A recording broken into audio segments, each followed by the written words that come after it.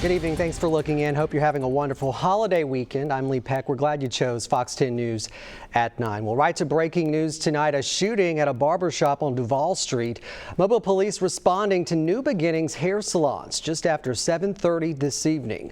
Officers say one man shot in the hip. Witnesses saying an unknown suspect fired multiple shots from outside.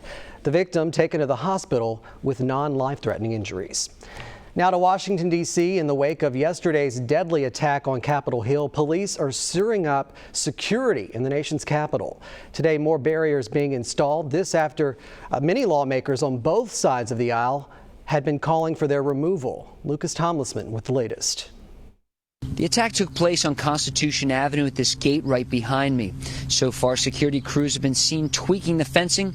The head of the Capitol Hill Police says expect no major changes. The Capitol Police, as far as its security posture, remains in a steady state at this time.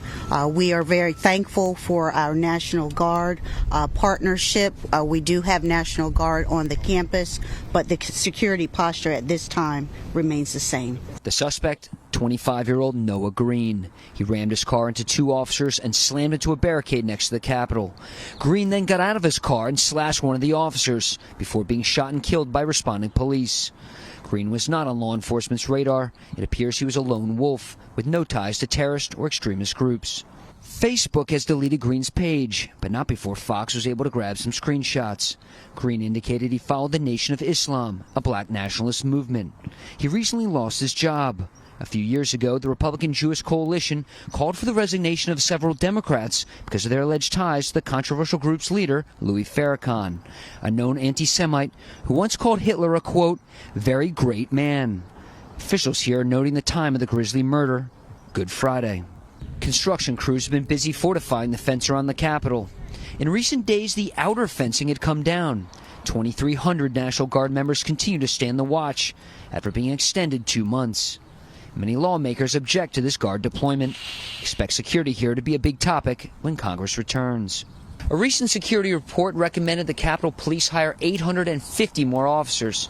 But on Good Friday, 2 of those officers stood their ground, killed the suspect, but tragically not before losing one of their own. On Capitol Hill, I'm Lucas Tomlinson, Fox News.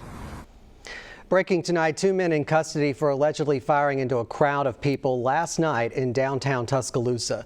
The shooting happened just before 3 a.m. in Timerson Square, a popular entertainment area. Police say shots were fired in the parking lot outside of Roxy's nightclub, injuring at least 5 people. They were all taken to the hospital. Their injuries considered non-life threatening. Now these men, Joshua Marguise Costin and Joe Nathan Brothers Jr., each charged with 4 counts of attempted murder as well as multiple other counts of shooting into an unoccupied cars and buildings. Bond was set at $360,000 for each.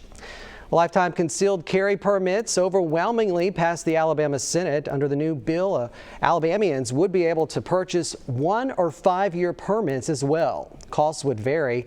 Lifetime permits, $300. For those over 60, $150. The bill now moves to the House.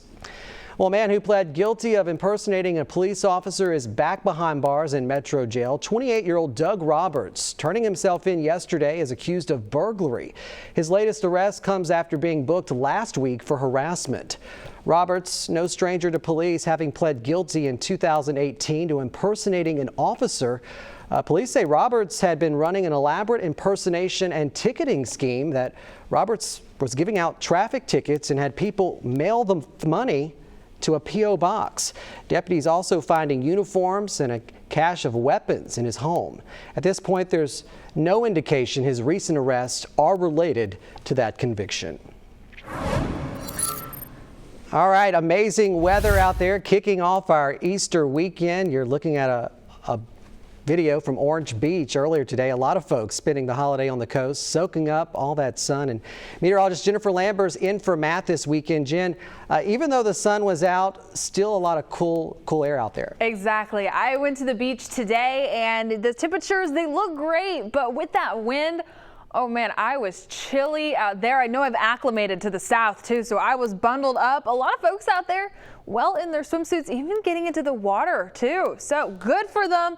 But for us here, well, we're still starting to see a lot of those clear skies continuing heading on into this evening and into tomorrow too. Just a light mix of clouds out there, but zooming in closer, we're quiet and also we're dry. It's looking good so far for your Saturday evening. In case you have any outdoor plans late for tonight, well, they're looking good. Just make sure that you do bundle up, as we are still feeling a lot of those chilly temperatures. Now for today's daytime highs, well below average. Normally we're in the mid 70s, but today we only saw those 60s in a lot of places. Evergreen and Crestview managed to get into those 70s, but mostly the mid 60s, especially as you head closer towards the coast. Mobile just barely missing the mark for those 70s.